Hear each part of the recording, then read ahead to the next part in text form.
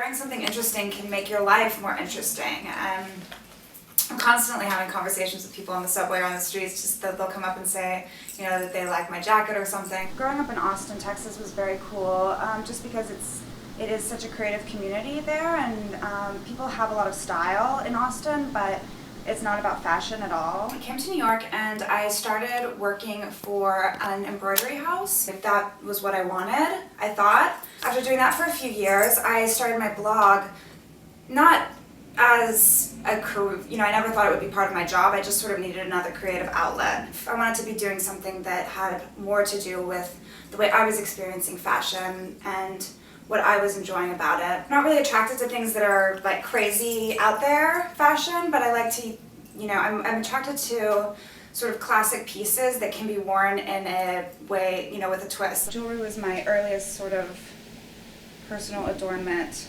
interest. I started making jewelry in middle school. I was doing like these really cheesy, I went to like a beading class and got really excited about it and was doing like eyeglass chains for my grandmother and things like that. The top one is done from this cool like kind of chunky plastic chain, wrapped up in grosgrain ribbon and then braided with these vintage rhinestone pieces. And the second is done with silk ribbon and these cool kind of agate dagger-like stones. It was, you know, I'm not sure what this piece was. I feel like it may have been some sort of like buckle.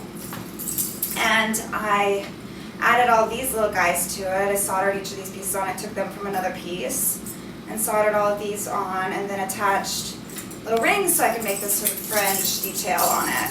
And sometimes I make things, you know, out of just totally raw materials, and sometimes I'll find some great old thing like this that, you know, nothing's being done with, and I want to give it a new life. I love bow tie blouses. I will always buy a silk bow tie blouse, and I have an absurd amount of them, but this one is my favorite because it's really oversized. It's actually Gautier men's.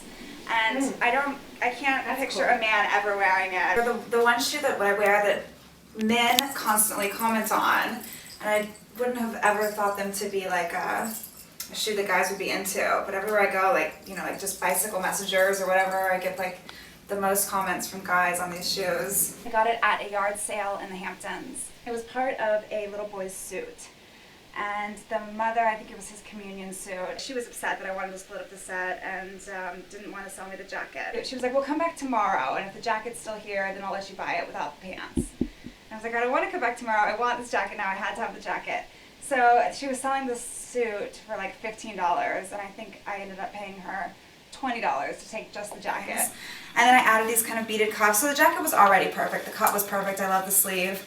I love the fabric. And over the years, I've just kind of added to it to make it more perfect. I was into interior design from a young age. Like, I was always really excited about, you know, cutting out China patterns from magazines and collecting them in books. And had like a whole village of doll houses that weren't about the dolls. It was about like just decorating all the little houses. You know, got every candle lit, and I'm always, you know, I always have flowers and incense, and I like to be surrounded by a beautiful space. And I'm very much sort of a homebody. I'm like a nester. I always have been, and my space is very important to my well-being. I love to travel, but if I'm away from my sort of core space for too long, I feel like things start to kind of spiral out of control for me. It's very much kind of like my energy center. I grew up wearing uniforms, and for a long time didn't know that there was that power in dressing to express yourself. And since discovering that,